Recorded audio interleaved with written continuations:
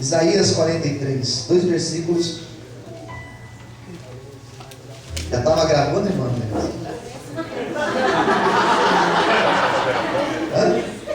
Ainda não? Que pena, gente, está gravando. Isaías 43, versículo 1, versículo 2. Vamos lá. Ajude o seu irmão a encontrar. Se tiver sem Bíblia, chama ele para ler com você. Graças a Deus. Isaías está bem no meio da Bíblia. Não tem dificuldade de encontrar. Graças a Deus. Quem já encontrou, diga amém. Amém. Mas agora assim diz o Senhor que te criou, ó Jacó, que te formou, ó Israel. Não temas, porque eu te remi. Chamei-te pelo teu nome, tu és meu. Quando passares pelas águas, estarei contigo. Quando passares pelos rios, eles não te submergirão. E quando passares pelo fogo, não te queimarás, nem a chama arderá em ti. A igreja diga amém? Amém. Vamos orar? Fala conosco, Senhor, nesta noite, pela palavra que acabamos de ler. Nos dê inspiração do Teu Espírito Santo. Aqueles que acompanham agora pela internet, que sejam abençoados. Aqueles que vão depois ouvir essa palavra, assistir esse vídeo, sejam também tocados. Usa-me, Senhor, eis-me aqui, ó Pai. Em nome de Jesus. Amém e amém. Aplauda o Senhor bem forte.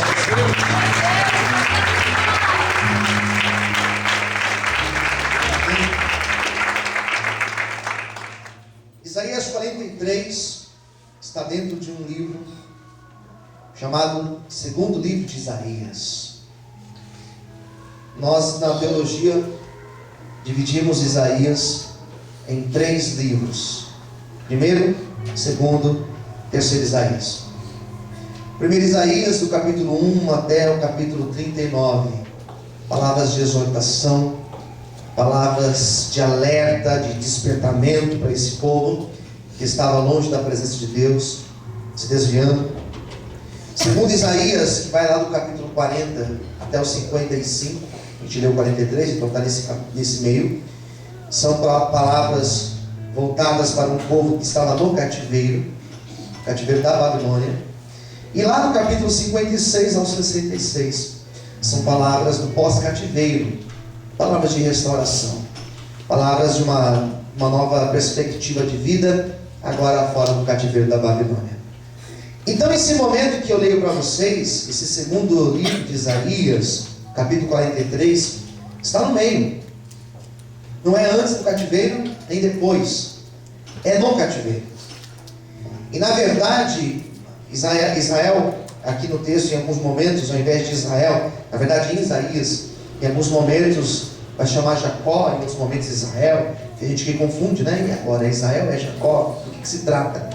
Quando você lê Jacó, você está lendo Israel. Porque Jacó foi aquele que teve o seu nome trocado de Jacó para Israel, para príncipe de Deus. Então esse texto que eu li para vocês é de um texto do cativeiro. E esse cativeiro, ou melhor, esse texto é um texto da época do fim do cativeiro. Esse povo já estava saindo do cativeiro. Eles já tinham passado pela experiência de estar numa terra estrangeira, numa terra estranha, e ter que se adaptar a uma realidade bem complicada, que era a realidade do cativeiro. Tiveram que se aprender, tiveram que aprender um novo idioma, tiveram que aprender uma nova cultura, e tiveram que aprender sobre Deus. Quem entendeu, diga amém. Amém. Será que a gente pode aprender sobre Deus? Sim, nós aprendemos sobre Deus. Eles tiveram que aprender sobre Deus. O Israel que estava no cativeiro, os leitores desse texto, quem teria acesso a essa profecia?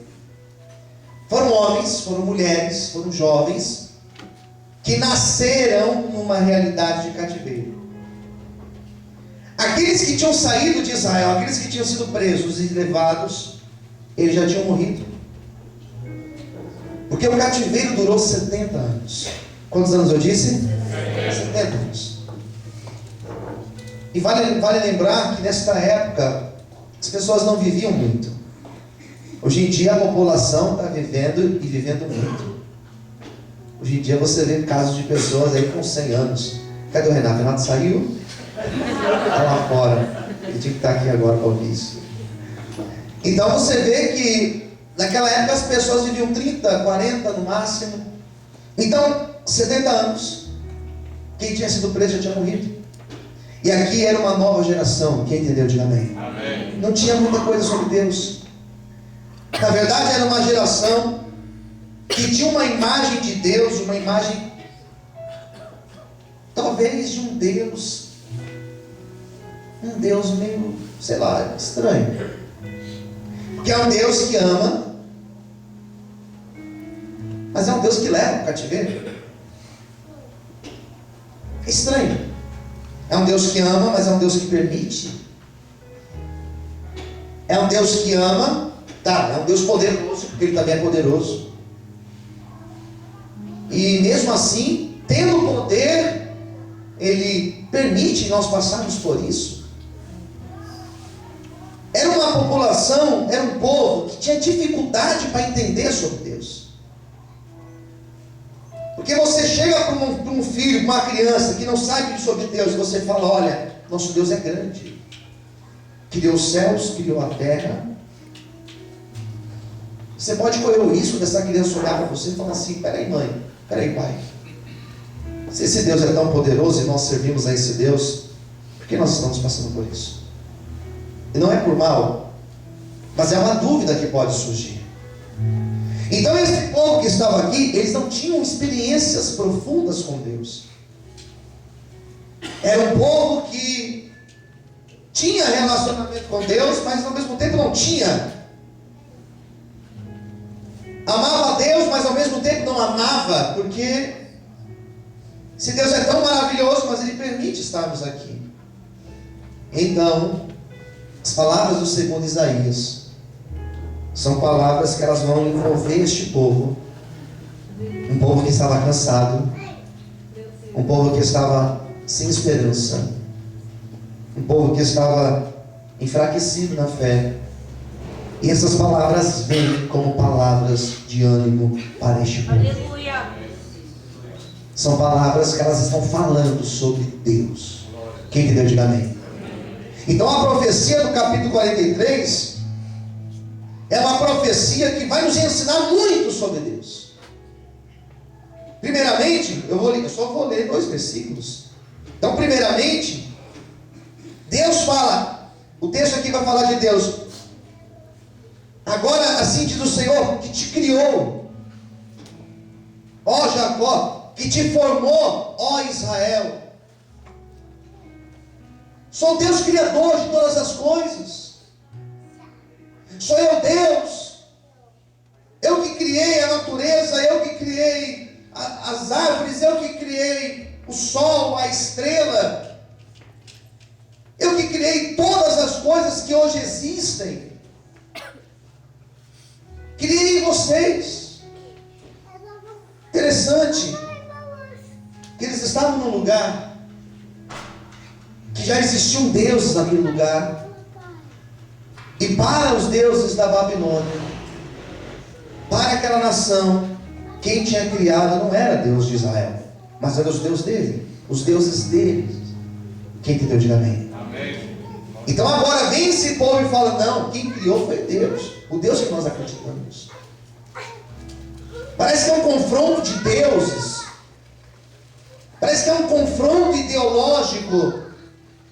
E aqui no texto, eu quero que você preste muita atenção. Aqui nesse texto, nada mais é do que uma reafirmação. Só existe um Deus.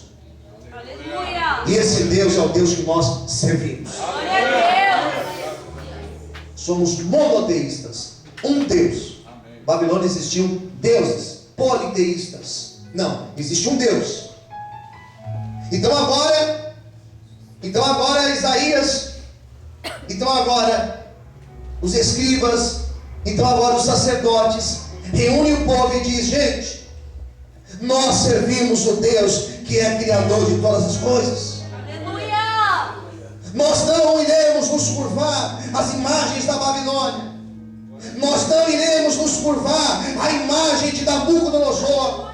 Nós não iremos nos curvar perante os deuses da Babilônia, porque nós servimos o Deus que é Criador de todas as coisas. Ele é o Criador dos céus e da terra. E é esse Deus que nós servimos também, igreja. Quantos podem louvar e exaltar a Ele nessa noite?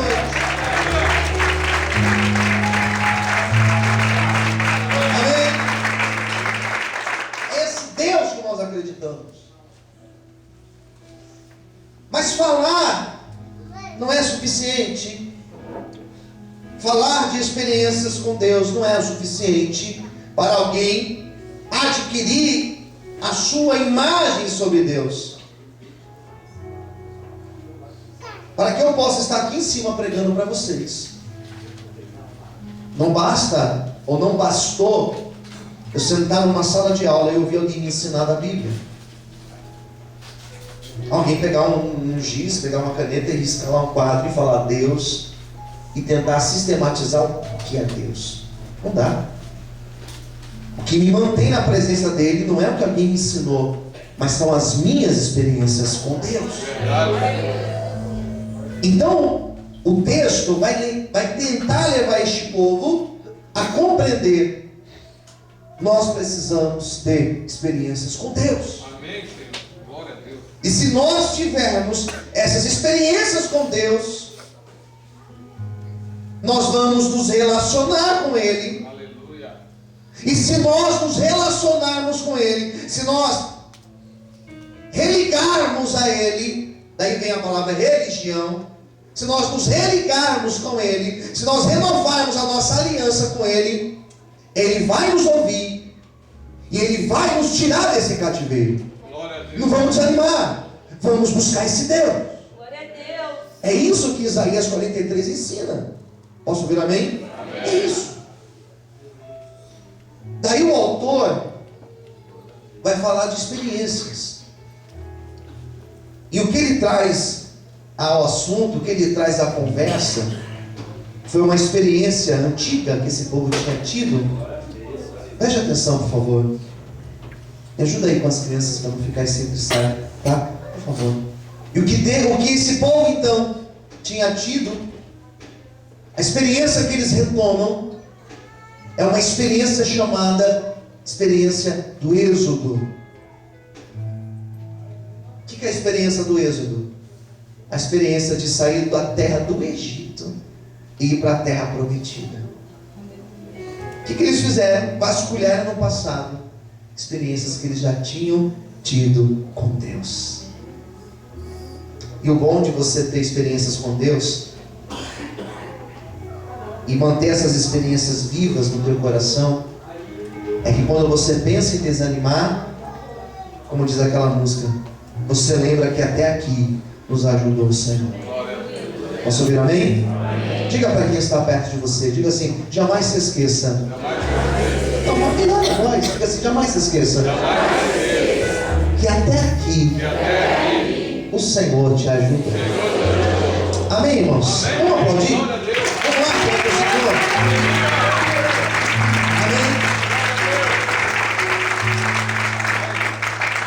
Daí vem o versículo 2. Daí vem o versículo 2, que vai dizer assim: quando vocês passarem pelas águas, eu estarei contigo. Quando vocês passarem pelos rios, eles não te submergirão. Peraí, mas isso já aconteceu? Em algum momento nós já passamos pelas águas? Alguém poderia perguntar isso, né? Porque o texto fala que Deus estará conosco. Fala assim: Deus está comigo. Amém? Quem crê nisso? Diga amém. Deus estará conosco. Como passarmos pelas águas, isso já aconteceu. Então os mais novos sentavam com os mais velhos e perguntavam: tá, Deus falou que vai estar conosco, mas aconteceu isso alguma vez? Já aconteceu. uma vez que nós estávamos lá no Egito por 400 anos. E nós estávamos lá 400 anos sendo escravizados. Daí nós começamos a orar. Quem está entendendo, diga amém. E nós começamos a clamar. E quando nós clamamos, Deus ouviu o nosso clamor. E Deus levantou Moisés para nos tirar da terra do Egito. E da mesma forma que Deus levantou Moisés para nos tirar do Egito, Deus também vai levantar alguém para nos tirar da Babilônia. Mas e aí, nós passamos pelas águas, sim. Porque logo quando nós saímos do Egito, nós começamos a caminhar. E nós encontramos um grande mar na nossa frente. Um mar chamado Mar Vermelho. E nós estávamos na frente do Mar Vermelho. E nós não tínhamos o que fazer. Isso era um sábio contando para os mais jovens, para os mais novos. Nós estávamos perante o Mar Vermelho. E nós olhávamos para a frente e tinha aquela imensidão de água. Nós olhávamos para o nosso lado esquerdo e para o nosso lado direito. Existiam grandes montanhas que não tinha como nós irmos para lá. Daí nós pensamos em voltar para trás. E quando nós pensamos em voltar para trás, nós olhamos para trás. E atrás vinha Faraó com seu exército. E os mais jovens ficavam ali com os olhos bem abertos, atentos, e diziam: e aí, o que aconteceu? O que aconteceu com o nosso povo? O que aconteceu com o nosso povo foi algo maravilhoso. O que aconteceu com o nosso povo foi algo surpreendente. Porque Deus chegou para o nosso líder chamado Moisés. E Deus falou com o meu líder, com o nosso líder, dizendo: líder, Moisés, por que clamas a mim? Diga a esse povo que marche. E Moisés então olha para o lado, olha para ele e fala assim: Senhor, mas nós vamos marchar para onde? E como nós vamos marchar?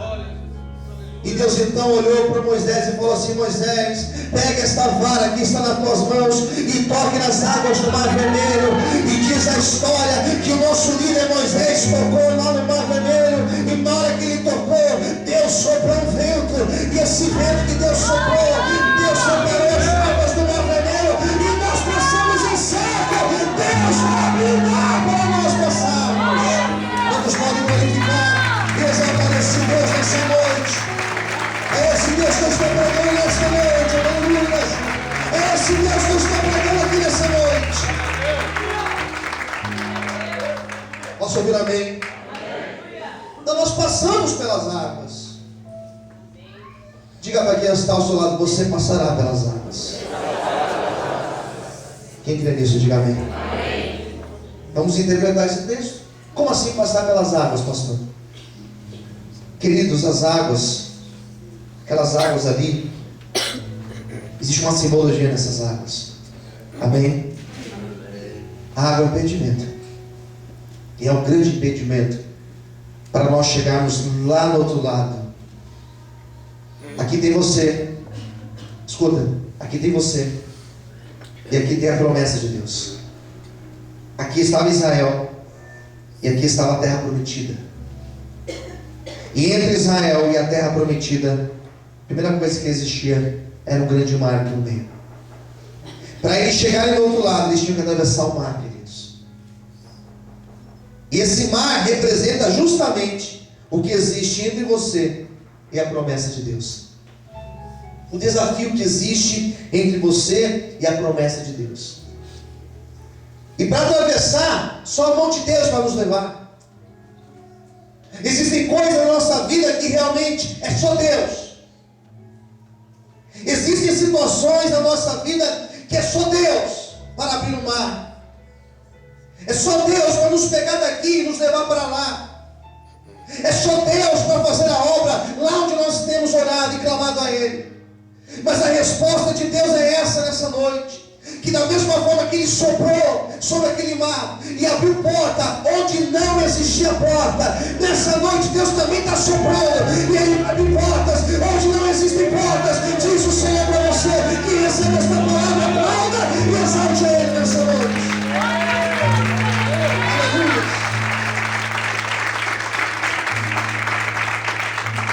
Só isso? Se fosse só isso, já estava suficiente. Mas Deus tem mais. Amém, queridos?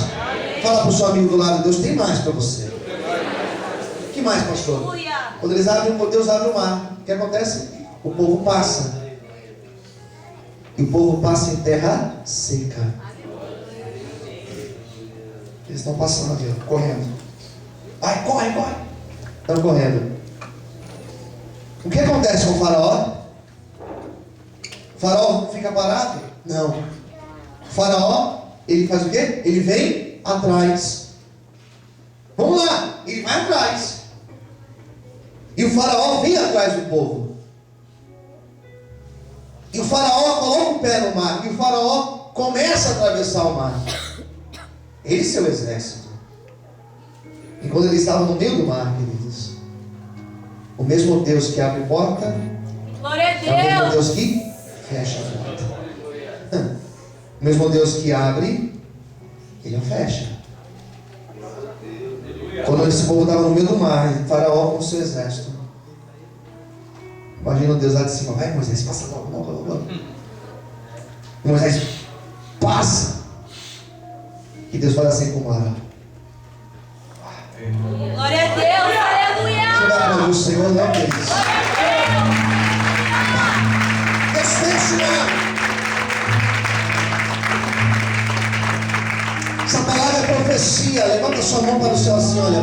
Quando Deus fecha o mar, Deus não somente destrói o faraó, mas Deus ali encerra um ciclo de afronta. Deus ali encerra um ciclo de vergonha. Deus ali encerra um ciclo de situação adversa. Eu quero nessa noite profetizar que Deus está encerrando um ciclo na tua vida de afronta. E se prepare, porque testemunhos serão contados em nome de Jesus. Todos podem aplaudir e exaltar o Senhor. Aplauda o Senhor nessa noite. Aplauda o Senhor nessa noite. Você não vai entender o mistério.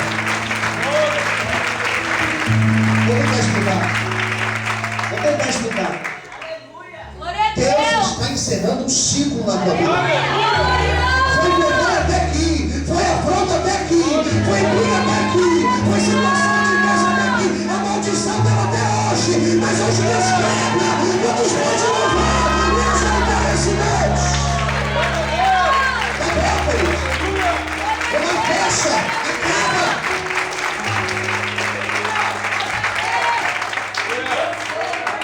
É passar pelas águas, mas eu vou passar com você. Glória a Vou Deus. dar fim à afronta. Aleluia. Quem recebe esta palavra, diga amém. Daí vem a segunda parte da palavra, da profecia. Mas se fosse só isso, eu volto a dizer, se fosse só isso, não é só, se fosse isso apenas, ótimo, glória a Deus. Mas tem a segunda parte, que é mais profundo ainda, onde Deus fala assim para eles: e quando vocês passarem pelo fogo, não te queimará, nem a chama arderá em ti. Aleluia. Amém? Fala assim para o teu irmão do lado: você vai passar pelas águas, mas você também vai passar pelo fogo. Amém. Glória a Deus. Aí o fogo, irmãos, percebe que é a água primeiro, depois o fogo.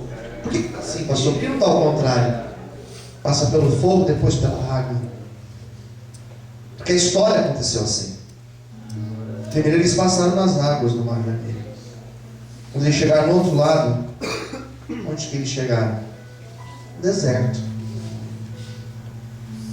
Eles atravessaram o deserto. Daí eles atravessaram o deserto 40 anos. Daí eu tenho algumas maneiras de interpretar os 40 anos do deserto. Foi ruim os 40 anos? Foram ruins? Foram péssimos? Como que foram esses 40 anos?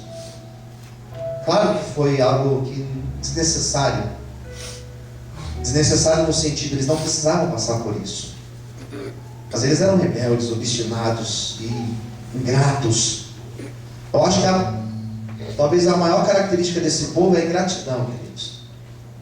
Por Por isso a gente não deve ter a ingratidão no nosso coração com ninguém, e principalmente com Deus. Porém, eles passam esses 40 anos. E por que o fogo ele é traduzido por deserto? Porque uma das maiores características do deserto é o calor. O deserto é muito quente. É muito quente. O calor de um deserto, por exemplo, o deserto do Saara, o deserto do Atacama, o calor de um deserto, irmãos, o calor que nós sentimos aqui em São Paulo não se compara ao calor, à sensação térmica de um deserto.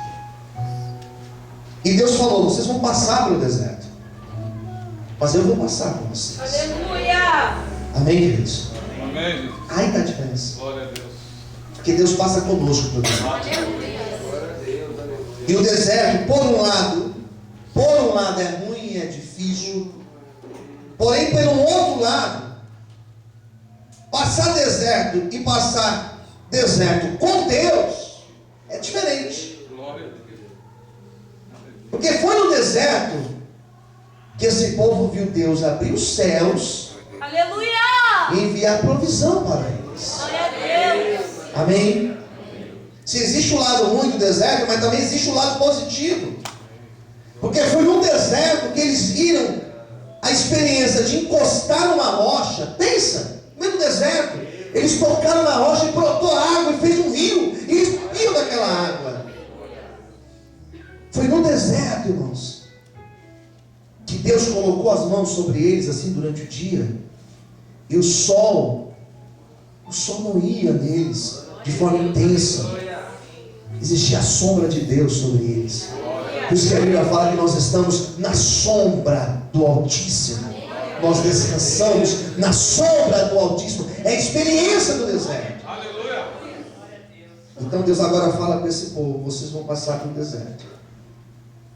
Vocês vão passar pelo fogo, porque vocês precisam passar pelo fogo. Da mesma forma que o ouro é purificado passando pelo fogo, vocês também passarão pelo fogo. Mas no deserto, vocês terão as maiores experiências de provisão sobre a vida de vocês. Aleluia! Vocês passarão pelo deserto, mas no deserto vocês vão aprender que não vale a pena depender do homem, mas vale a pena depender de Deus. Vocês vão passar pelo deserto, e no deserto vocês terão quedas, e vocês terão a experiência do que é o próprio Deus levantar você depois de uma queda.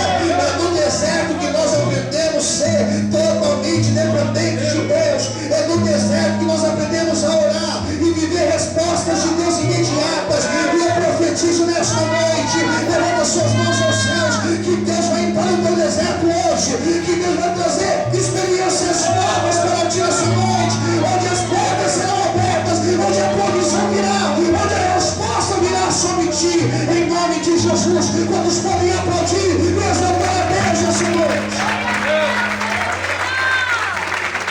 Você pode aplaudir o Senhor? Você pode dar a Deus por isso? Aleluia! Então, vai passar pelo deserto, vai passar pelo fogo, vai passar pela água, e eu estarei convosco. Aleluia! Então os sábios falavam isso para os jovens, os mais novos, e eles ficavam, sabe de que maneira? Eles ficavam com as suas esperanças renovadas. Eu imagino que eles saíam dos seus grupos de oração, de estudo, e eles diziam: Deus está conosco. Aleluia! Deus está conosco. Deus vai agir. E eu quero que você saia por aquela porta nessa noite, para mais uma semana de vitórias, para mais uma semana onde você vai passar pela água, vai passar pelo fogo, mas você vai passar de cabeça erguida, dizendo: eu sei que Ele está comigo.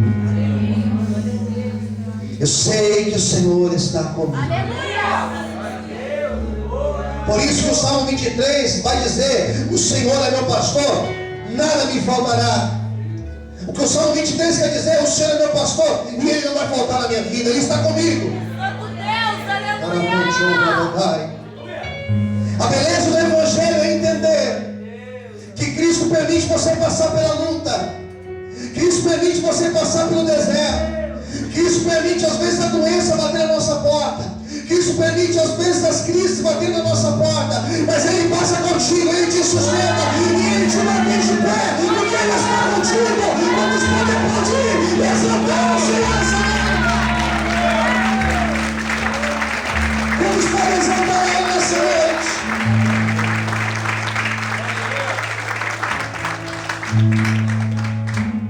Você crê nisso? Aí muda, viu? Aí entra a pregação de Jesus Cristo. E poderia começar a pregar de novo, porque aí entra Cristo na história.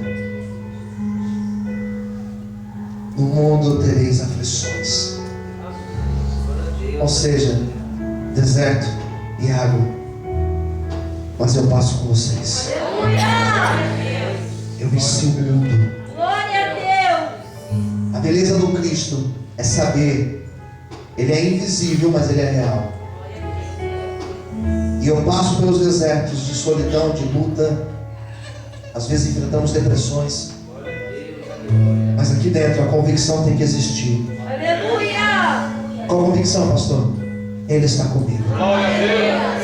Depois de todo o processo de deserto, todo o deserto de águas, depois de todo o processo difícil, existe um tempo de restauração para as nossas vidas. Essa é a palavra que eu trago para você nessa noite. Toma posse dela em nome do Senhor Jesus Cristo. Todos podem aplaudir e exaltar o Senhor. Vamos levar a Deus. Aleluia. Olha, igreja. Declarei: eu sei. Mais uma vez. Vamos ficar em pé.